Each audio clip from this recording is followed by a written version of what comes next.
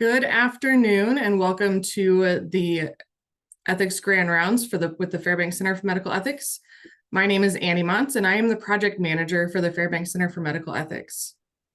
Before we move into today's lecture, we want to recognize someone who has poured years of her career into IU Health as our nurse ethicist. Can you go to the next slide, Dr. Swota? One more. There we go. Thank you.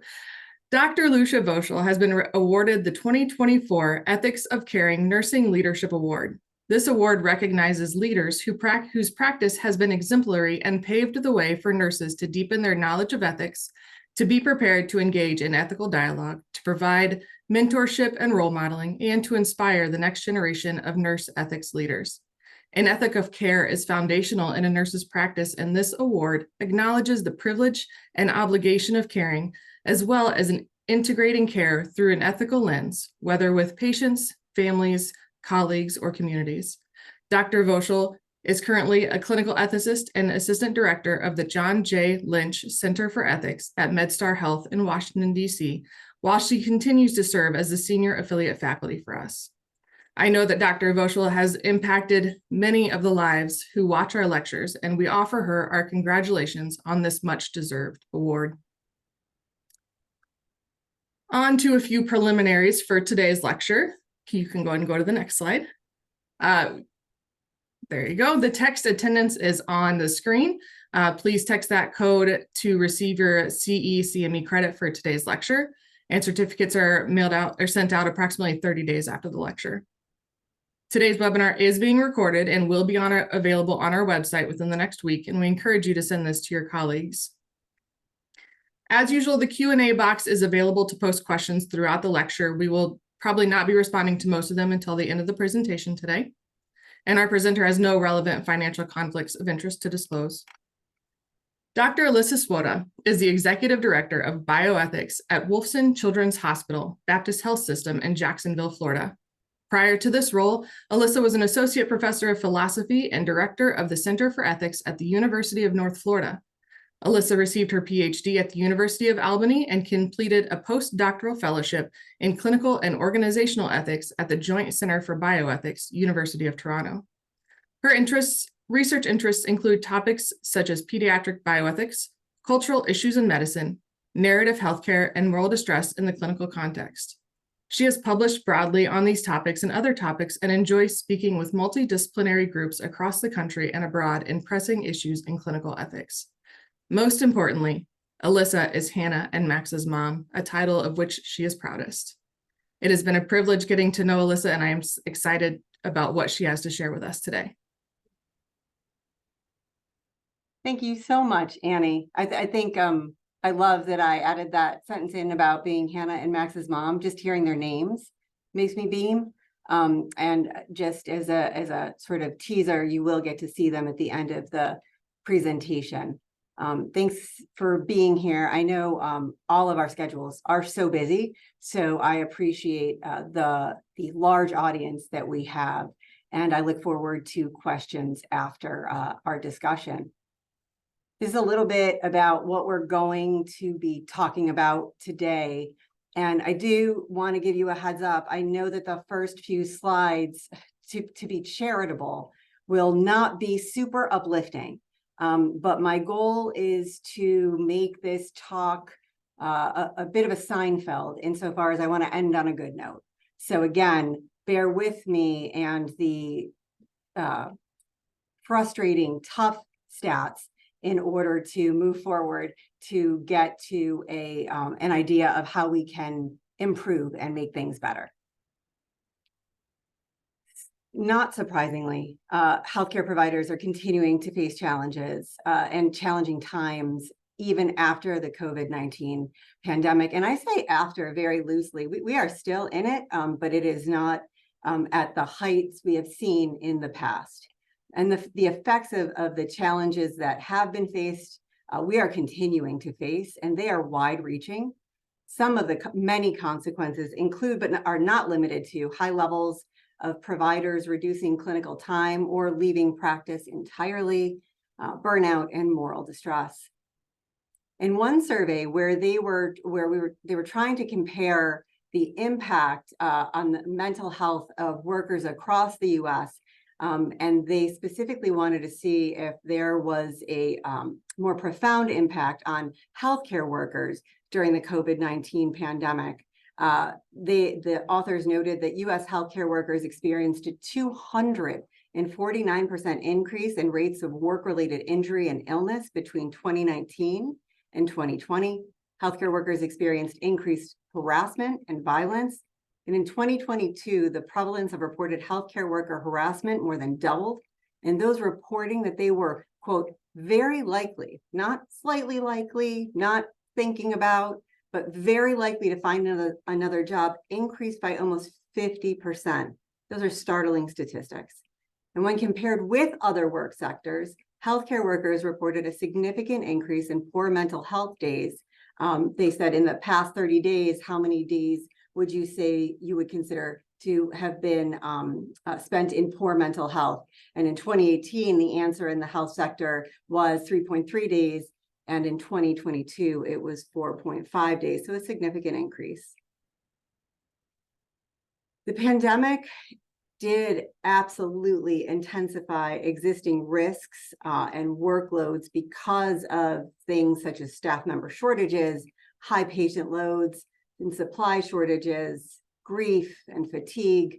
And the thing that I want to focus on is it exacerbated pre-existing crisis levels of burnout. So to be clear, I've had so many people say to me, understandably, man, when we were in the height of the pandemic, I wish we could just get to what it was like before the pandemic. And having come through some of the worst times during the pandemic, in retrospect, I said, no, I don't know that that's the best goal. We weren't doing great before the pandemic. We have to do better than before the worst of times during the pandemic. As noted by the National Academy of Medicine, even before the COVID-19 pandemic, burnout had reached, quote, crisis levels among the US health workforce, 35 to 54% of nurses and physicians, and 45 to 60% of medical students and residents reported symptoms of burnout. So it is far-reaching. The percentage of healthcare workers who reported feeling burnout very often was 45.6% in 2022.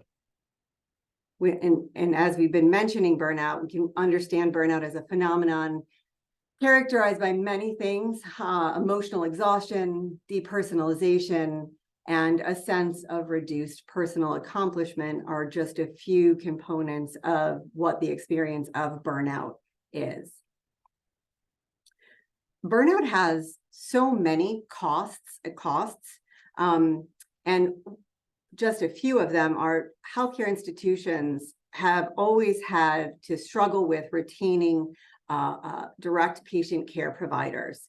And though, to be fair, some of the attrition levels have declined since the pandemic, surveys have found that 25 to 50% of healthcare professionals intend to leave their workplace within the next few years. And we all realize that it is the loss of a direct patient care provider that has profound impact across the organization. But it's also what those providers take with them in the knowledge that they have of patient care and of the system itself. Researchers estimate that annual burnout-related turnover costs are $9 billion for nurses and $2.6 to $6.3 billion for physicians. Those estimates aren't even including turnover amongst all the other types of healthcare providers that we work with across the multidisciplinary team. And the AAMC projected that in 2020, physician demand will continue to grow faster than supply, leading to a shortage of anywhere between 54 and 139,000 physicians by 2033. So it will get worse. And the most alarming gaps are going to be in primary care and rural communities. So areas where we're already experiencing gaps, the gaps will get worse. I like the way that Gunderman described burnout. He talked about how there's this silent buildup leading to burnout. And burnout is this professional burnout is the sum total of hundreds and thousands of tiny betrayals of purpose, each one so minute that it hardly attracts attention, that it hardly attracts notice. And so I think that that's really important too, because one of the most critical things is recognizing these betrayals of purpose as they're occurring in order to address them in real time, or as close to in real time as possible, because they have a cumulative effect. And we need to mitigate that effect as soon as we possibly can. And oftentimes what we've seen is that the provider, him, her, or themselves, don't even notice it. Oftentimes it's colleagues who notice it in one another before the provider themselves notices it. And the way that Gunderman described burnout, professional burnout, reminded me so much of Tobias Wolff's short story, Bullet to the Brain, where he's describing Anders is the main character in the story, and Anders is a book critic, a quote, cynical book critic. And Wolff writes, Anders, he did not remember when he began to regard the heap of books on his desk with boredom and dread, or when he grew angry at the writers for writing them. And so this is what we want to try and avoid anywhere close to this in healthcare, in a healthcare professional. How do we avoid getting to this point where you look at the thing you've trained so hard and so long to do that you may consider a core part of your identity, when you look at it with boredom or dread, or potentially anger or resentment? And so moral distress, as we noted at the outset, in addition to burnout, has increased over time. And I really like Amos and Epstein's understanding of moral distress when they note moral distress occurs when clinicians cannot act on what they identify as a professional obligation, or are forced to take actions that they believe are contrary to what they identify as professional ethical obligations due to barriers outside of their control. And so there are many causes of moral distress, and I want to talk about just a few of them here, and we'll talk about some of these in turn in a moment. One cause is a lack of time due to increased administrative and documentation duties. And I don't think that the EMR has done all the things that we hoped it would do to give us back some time. We could argue that maybe it has even drawn more time from providers at the bedside, time that would otherwise be spent caring for patients and families, colleagues, and, to be clear, oneself.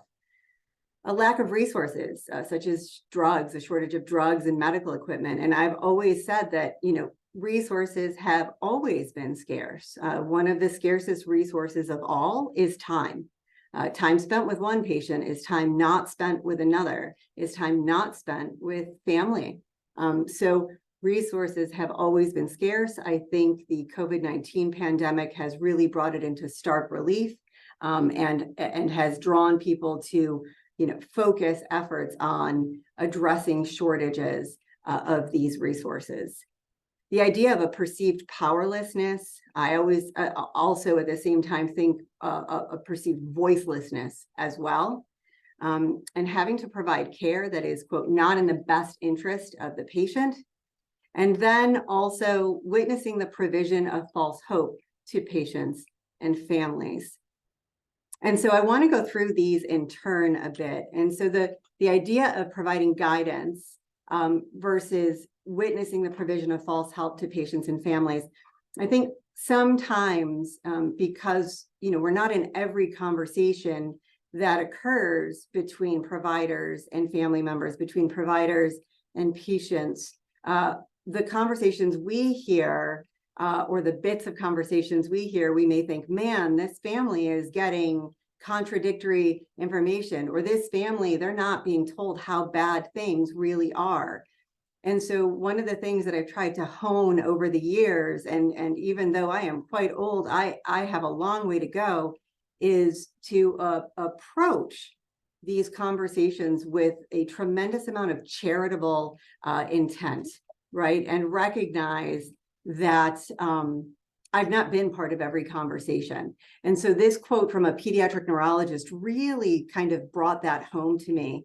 And she said, it's hardest to talk about the future. We never know what will happen. And all we have is the knowledge from the patients we've seen and what we've learned from other healthcare providers. Families need us to guide them with prognostication and recommendations in the face of the very uncertainty that confounds us as well. So providers are walking in against a backdrop of numerous uncertainties.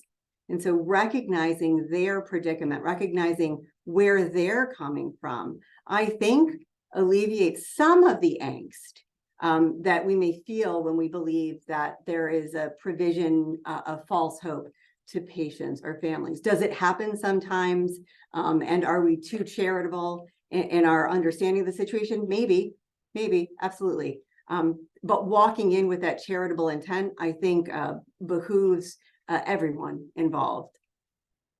And this idea of lack of resources, I think one of the best ways that I've heard it described is by Morley and her colleagues, where they talk about how over the past 2 decades, there's been a growing body of literature reporting the inability of nurses, Morley looked at nurses, to provide care due to time and resource constraints. And they called that various things. It was labeled as unfinished care, implicit rationing, missed care, and most commonly in the UK, it was labeled as care left undone. And that one really struck me, that label of care left undone. I can't imagine what it feels like to have to leave your job as a nurse every day and drive home feeling as though, believing that there were things that you could have done, but you didn't have enough time to do it, right? You didn't have enough time in the day to do it.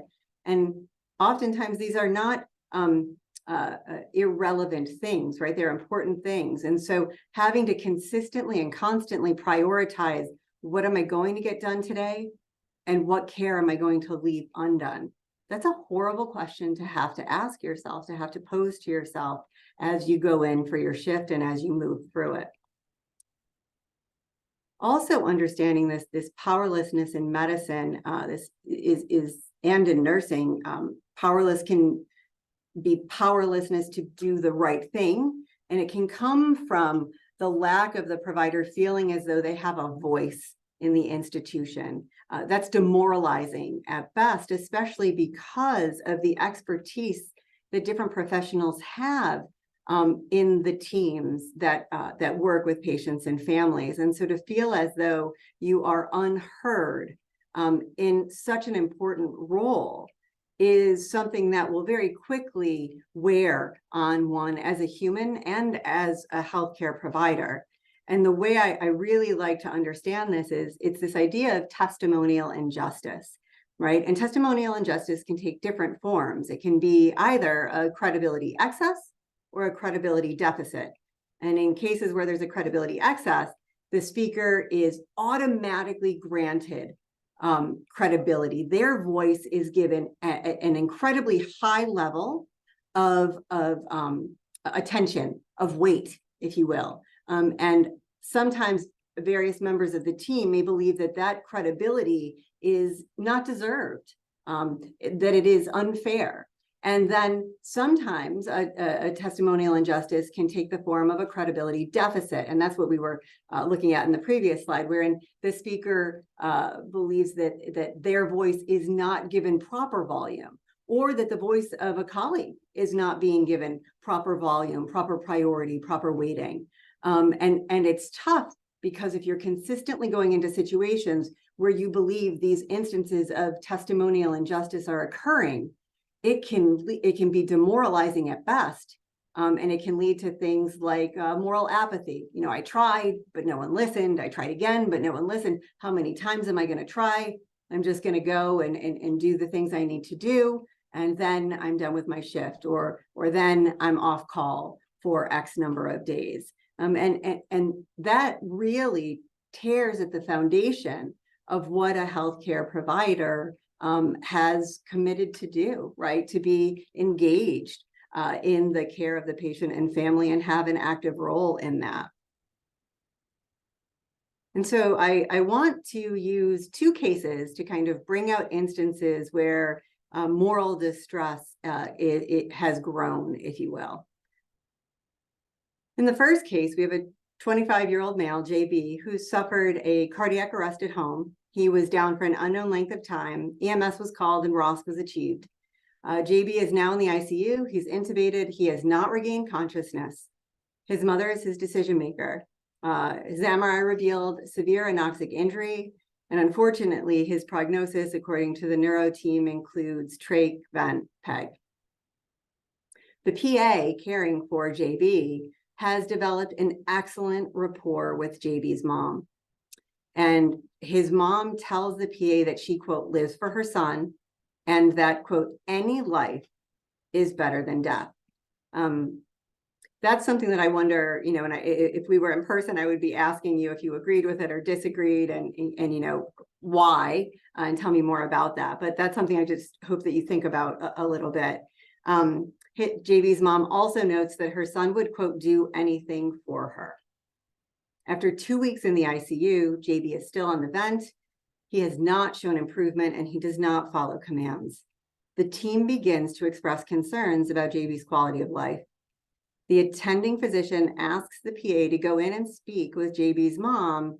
And the goal of that discussion is to complete an AND, right, an allow natural death order, and to switch to a solely comfort-focused plan of care. So that is the goal of that discussion. There's something called owning the outcome, right, where you walk into a discussion already having an outcome in mind. And that's something that I try very hard not to do, because inevitably you will be let down in some way. And I think it steers the conversation in a direction where the discussion can't be as robust and transparent as it ought to be. The attending directs the PA to, quote, make sure mom knows this is a horrible condition. This is a terrible quality of life, and the patient is suffering.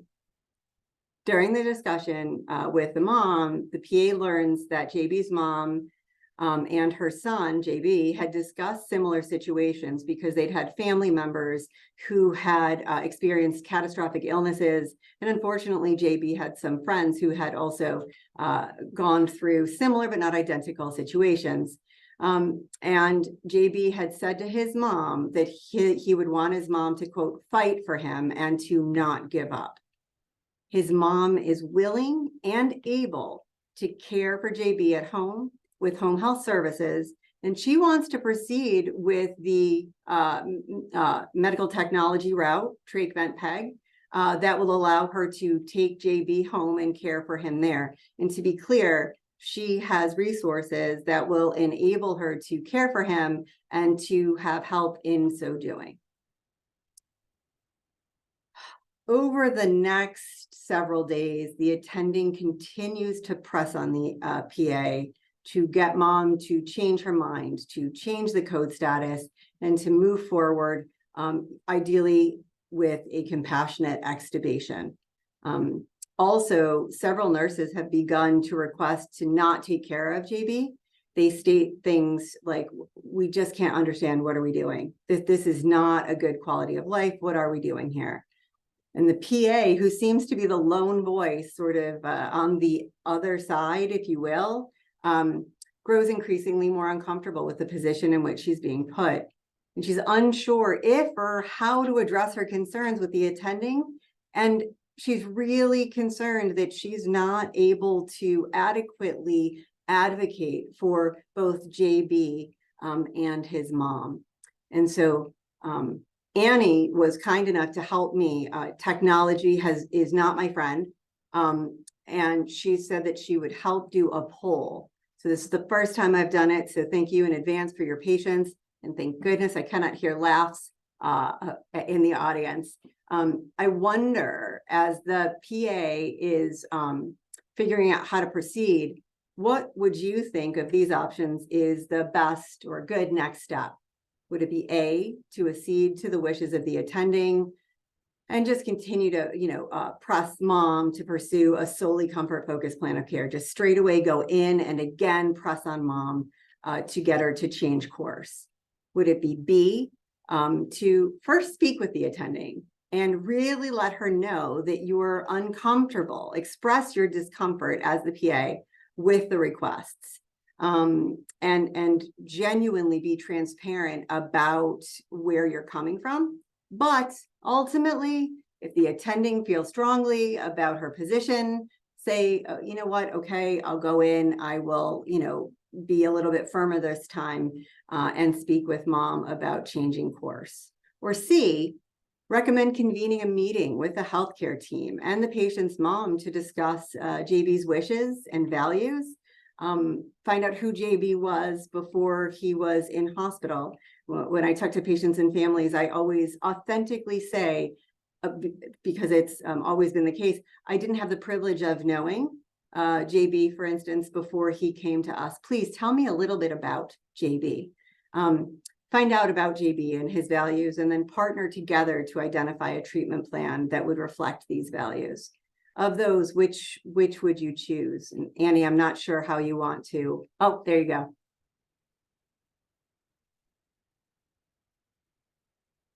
If you'll go ahead and put your response in. At about 50%, I'll give it another minute or two here, another Sure. 10 seconds, 10, 15 seconds. All right. I'm from New York. That feels like an hour. Yeah. All right. Looks like it slowed down. Okay. All right. Wonderful. I love that. And I think my editorials, as I was reading you the answers, made me want to see these results as well. I think that the idea of convening this meeting would really be helpful in order to allow some team members who may not have heard JB's mom's narrative be able to hear that narrative and understand and appreciate where she's coming from, and recognize that on the list of reasonable options is going home with all of that medical technology, especially against the backdrop of a family who wants to take care of JB and is able to do so and will have support in so doing as well. Thank you for that. And just to go back, sometimes moral distress can be mitigated by coming to the table and getting additional information. I thought that this was the case. Man, if this had been the case, it absolutely would have been an instance where I could not have acted in alignment with my professional obligations.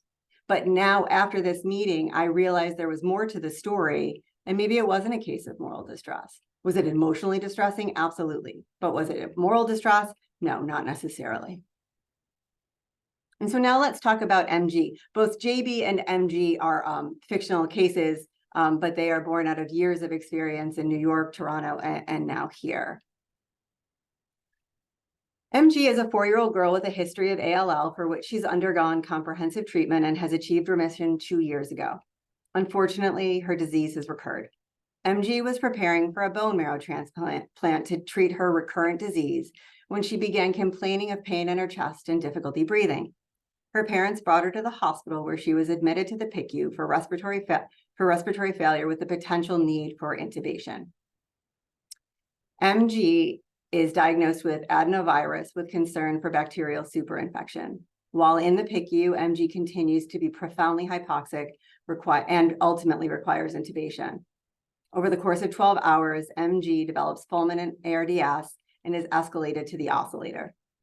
The PICU attendings have been providing updates to MG's parents, and they're focusing on the gravity of MG's respiratory status against the backdrop of a recurrent malignancy. The PICU attendings note their concerns regarding whether MG will ever be able to be successfully extubated. They're telling parents, understandably, this is a serious condition. We are not sure she will be extubated. And remember, we're working against this backdrop of her ALL, her recurrent ALL. The oncology attendings who have known MG and her parents over several years have also been updating parents noting that while MG's respiratory is serious, they absolutely agree, it is not insurmountable. And in addition, the oncology attendings note that MG has a good chance for cure with her upcoming bone marrow transplant. So again, they're coming from a different perspective, but absolutely recognizing the gravity of the respiratory status. So in this case, MG's parents have shared with the PICU nurses that they're worried that MG is suffering. They're confused about how to move forward in light of what they understand to be conflicting messages that they're receiving from the PICU versus the oncology attendings. And they say, we desperately want to have realistic hopes and make decisions for MG based on realistic hopes. But we're not even sure what that looks like because we seem to be getting two different messages. The PICU nurses are also very concerned, and they're concerned that the parents have received seemingly conflicting information. They're the ones who are at the bedside day in and day out for the longest periods of time, and they've heard not all, but a lot of the conversations from the different specialists. They're unsure how best to proceed in order to facilitate a more informed decision-making process for MG's parents. They want to help them, and they don't know how best to do it. And they also articulate that it's not their role to go in and set things straight, to prognosticate any illness trajectory. And the moral distress that's building amongst the PICU nurses is palpable. The nurse manager has even begun to make sure that nurses don't get assigned to MG for more than one day at a time, not because anything with MG's parents or MG as a patient. Nurses actually adore MG and her parents, but it's just too difficult. And so the question is, what should the nurses do next? What would be a good next step? Would it be to continue to make the PICU and oncology attendings aware of the conflicting messages surrounding prognosis that the parents have received? So when PICU attendings come in to speak to parents, the nurse caring for MG that day would remind the PICU attending, remember, oncology's been saying this, parents are confused. When the oncology attendings come, nurses would remind them that, PICU has been saying this, I've heard you say this, parents are confused. And do that consistently as the attendings come to bedside. Would it be to request an ethics consult in order to get the stakeholders at the same table to identify and gain consensus on possible treatment paths moving forward? Or would it be to go in and recommend to the parents, hey, you know what, enough is enough. Reach out to hospital administration. Maybe they can facilitate some sort of collaboration between the different disciplines. So I wonder what do you think is the best response?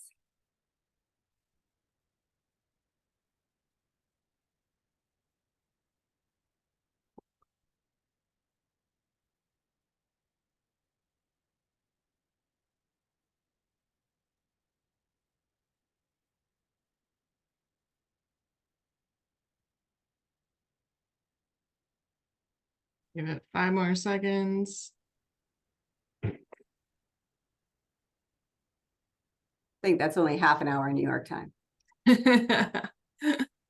Well, they're still trickling in a little bit. Okay. Okay.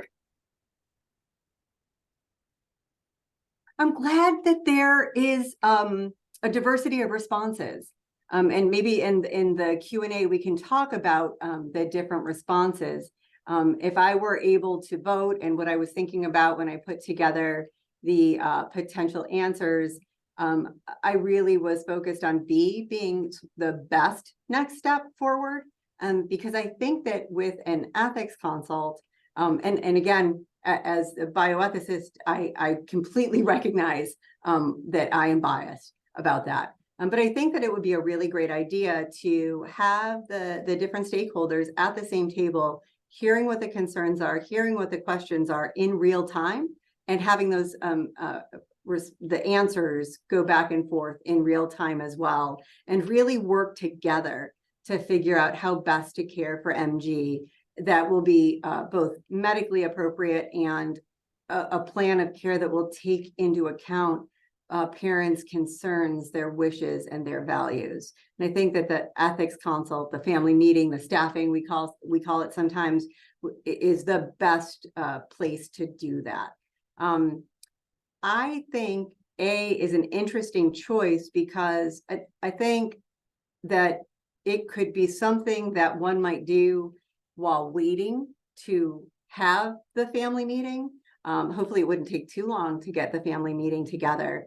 But I also, maybe it's not separate from, but in addition to the ethics consult.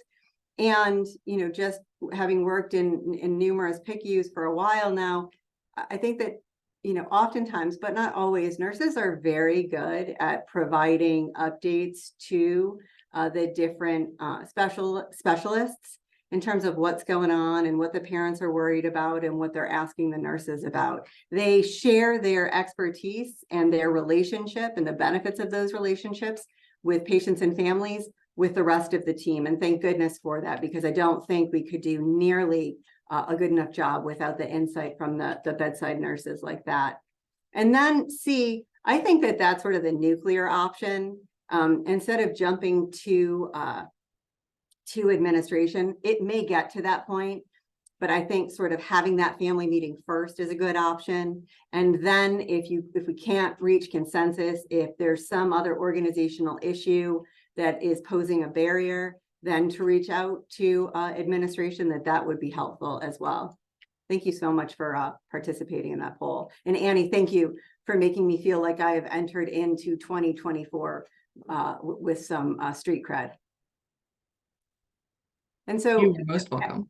Thank you. As we're going through, I just want you to kind of think about what are your thoughts about the actions of the different team members in the cases? Where may they have been coming from? What would you have done in this situation? What would you have done in your current role? And what would you have done if you were in the shoes of an other? And have you experienced situations like these? And what does that look like? And then, and this is what I really want to talk about for the remainder of the discussion, what influence does the culture of the organization and the unit have on how these cases are addressed? Does the organizational culture facilitate open communication, or does it pose a barrier? Is that different from or similar to the culture of a specific unit? And so I think the idea of organizational cultures fall nicely into discussions about understanding healthcare organizations as a moral community. And Amos and Epstein talk about this. They say an organization is responsible for creating a context for its employees, and that context is integral to the employee's sense of moral agency, right? Their willingness and ability to act on what they consider to be their ethical obligations, their values, their commitments. The context that's created by the organization really helps determine how much moral agency one can exercise within that system. Lyashenko and Peter suggest that the most important ethical issue of the 21st century is the relationship between moral agents and the institutions in which they are embedded. And so what is it to understand healthcare organizations as moral communities, right? It's understood as healthcare organizations as moral communities can be understood as groups of people who are united by a common moral purpose. And so I think that the broadest way of understanding the moral purpose of a healthcare organization and the individuals within it who work there is to promote the well-being of others, right? Are we all committed to that? And if so, then we are united in that moral purpose. And we also need to recognize that within a moral community, each individual is a stakeholder. And with that status, the status as a stakeholder, comes responsibility, right? To further the moral purpose and the values that are identified as guiding that moral community. And moral communities that attend to their roles in and address the costs of caring have been shown to limit the damage and repair fractured relationships at the interpersonal and interprofessional levels. And I really like this quote from Gentile and Dr. Wolschel's wonderful piece, where she talks about how the single most effective strategy to establishing ethical practice and contributing to a local moral community is reflection. Searching for moral community must begin with a mirror.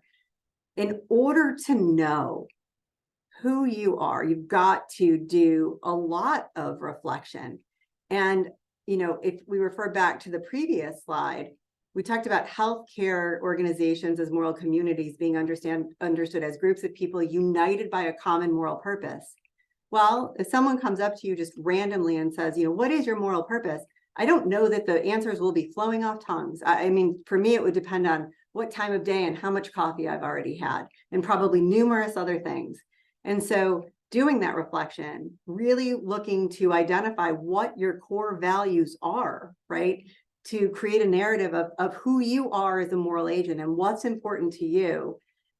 That's going to be central, because you want to make sure that your core values as a healthcare provider align with the core values of the organization within which you work, right? Because if they don't, if there's some dissonance, that is cause for further reflection, right? If you want to work in a moral community, you want to be able to authentically share in the moral goals and values of the organization and commit to helping to further them. And again, the responsibility is bi-directional, right? Individuals in the organization are absolutely shaped by the values of the organization, but also at the same time, they have the power to shape them as well, right? The cultures of units and organizations, they're dynamic. And so people have a lot of power, especially when they group together, to change what that culture is. And one thing that's vital and essential to strong moral communities is to be able to create space to consciously and explicitly create space to voice values, not just in times of agreement, but especially when people have differing views, when you're willing to listen open and honestly to other views, not seeking to jump in with your own take, but rather to genuinely try and get an understanding of different perspectives on the same case. And I really like how Hughes and Rushton have talked about the COVID-19 pandemic as creating an opportunity for creating moral communities, for doing a lot of work in creating moral communities. And they specifically are talking about healthcare students in the field. And one thing I like is how they talk about the COVID-19 pandemic as creating an opportunity for a new narrative to be built, right?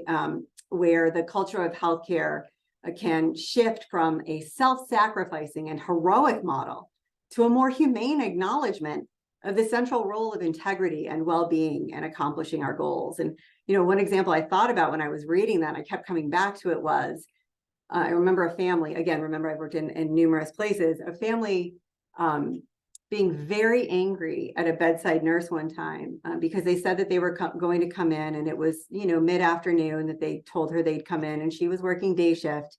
And it was the end of her shift. She waited a little bit later to leave, but, you know, ultimately went home to take care of her children and her family, as she should have.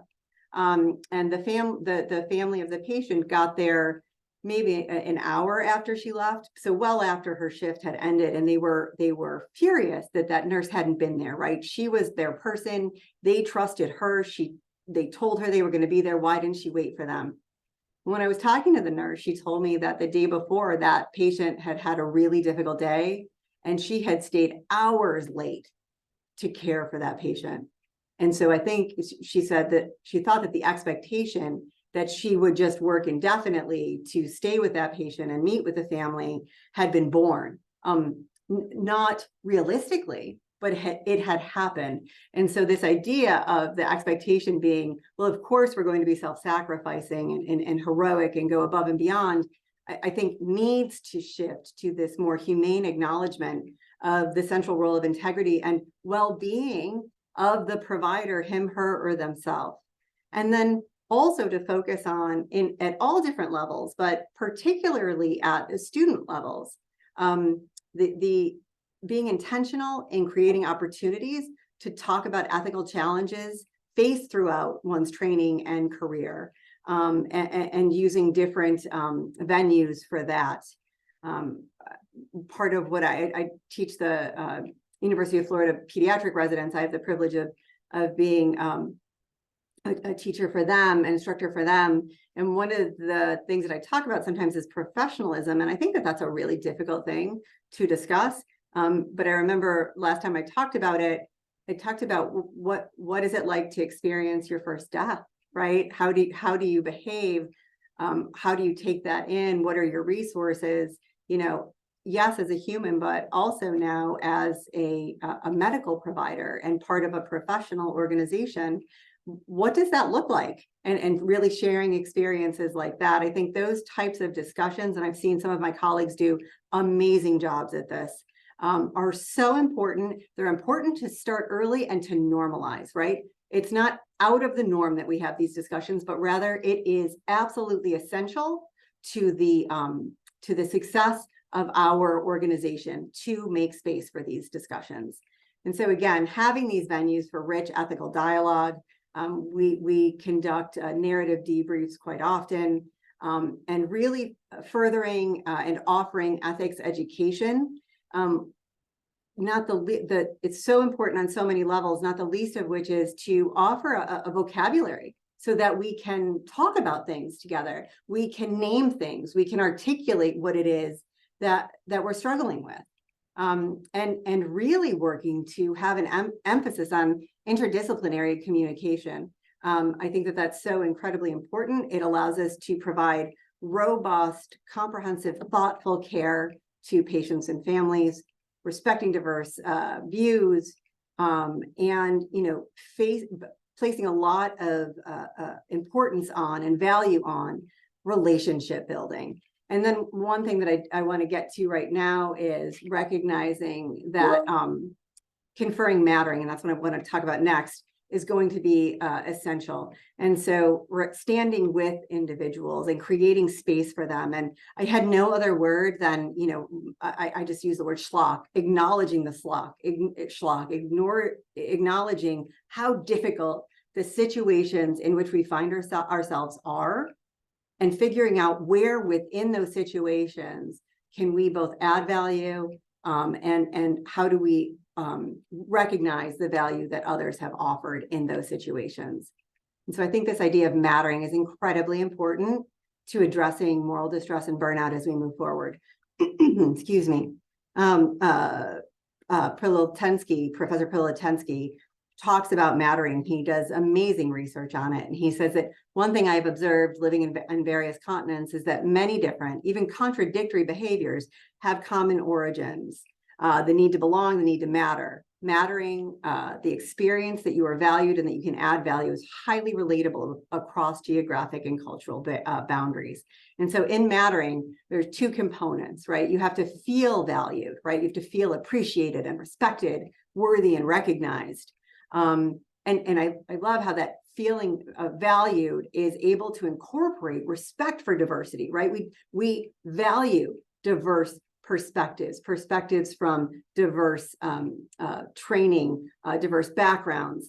And it also is respectful of this need to belong, this idea of belongingness in the workplace has been shown to have a negative correlation with moral distress, burnout, and intention to leave one's job. That is, the more one feels one belongs, the less likely one is to have a high level of moral distress, burnout, and is less likely to leave their position.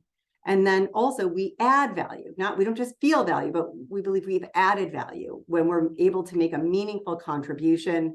And adding value consists of empowerment and autonomy, right? We're able to act as moral agents. We have a sense of control over a situation. Our voices are heard and listened to, recognizing that when a voice is heard and listened to, it does not necessarily entail that others accept, our answer, right? But we genuinely have felt heard. And that's what the pressing issue is. And we need to know that some systems can frustrate our abilities to feel as though we've added value or that we're being valued.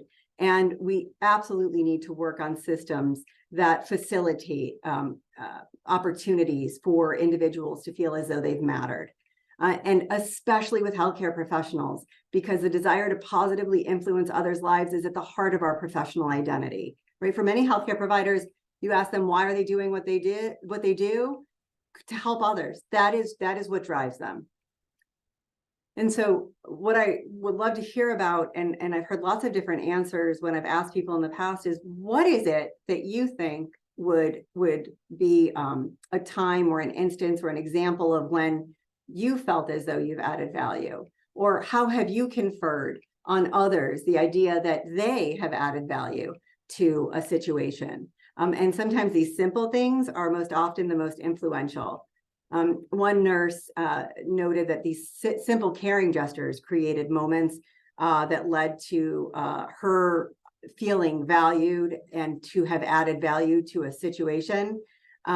She described finding a frail woman in a long-term care home who was sitting alone, shaking and crying, whom she very much wanted to help. She explained, quote, "I grabbed some hand cream on her bedside table and gently massaged it into her cold hands. Suddenly, she relaxed onto the wheelchair. As I let her go, she gently tugged at my hands. She gently tugged my hands to her lips and kissed them.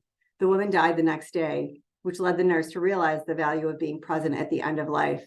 And I can just imagine somebody walking away saying, man, I mean, what did I do? I put lotion on her hands. And it's so much more than that. It is so much more. The human touch, the contact, the manifestation of the care within the nurse really came through in what we would call a quote unquote simple act. Simple, it's not always so simple. And so I think one of the things, speaking of communication, brevity has never been my forte. So I'm going to cut past a few slides. But one thing to note, my favorite quote is that comes from Shaw. He says, "The greatest problem with communication is the illusion it has occurred." I say it to my husband all the time. He's wonderful and we've been married a long time, but I think it's a really important quote. And so really seeking to focus on how do we communicate? How do we tease out the narratives of others?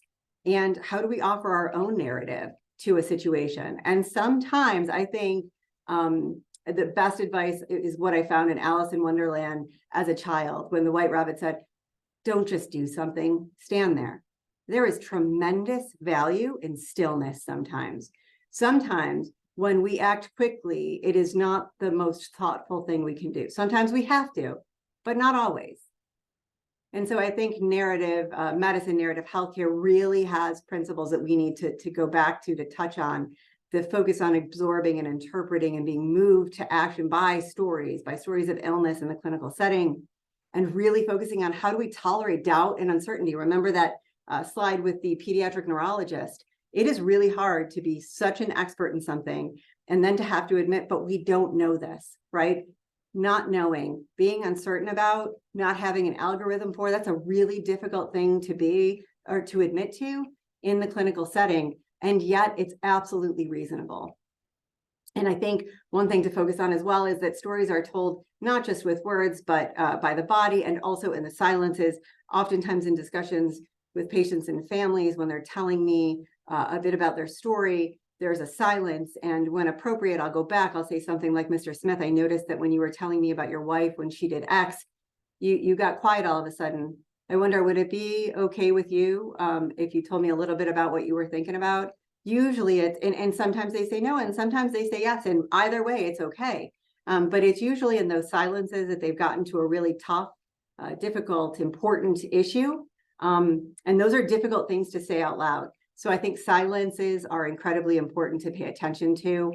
And one thing that I want to say is ultimately at the end of the day, focusing on relationship building, listening, conferring, mattering. These are just some of the things that healthcare organizations that understand themselves authentically as moral communities take seriously and to which they commit. And these organizations strive to create an environment in which mutual respect and understanding, robust patient and family care, and team engagement and satisfaction can thrive. And by the way, it is not a one-off thing. I understand the commitment to really becoming and being a moral community is more like a Nike ad, right? There is no finish line. We are constantly trying to do better. We're constantly learning, and that is good. Very quickly, I think that this really summarizes things. A resident, an ER resident at Mass General, had this piece that I think is so moving. I put in the New York Times. He said, I asked him about his symptoms when they started, how bad they've gotten. He asked me where I went to medical school and if I have a girlfriend. I asked him if he's dizzy and whether there's blood in his stool. He tells me he emigrated from Greece 50 years ago, almost to the day. He won a scholarship to MIT and studied electrical engineering. There he met his wife, a fantastic cook, and started his first company. I asked him when he last moved his bowels. Son, I'm dying. I'm alone. One day you'll learn. There's more to a good death than how often I move my bowels. I pause. I'm better at many things than I was when I started my journey to become a physician more than a decade ago, but I am not sure that understanding patients as people and placing them in the context of their long, messy, beautiful lives is one of them. The result is a slow loss of vision, an inability to see who and what people are outside the patient we see in the hospital.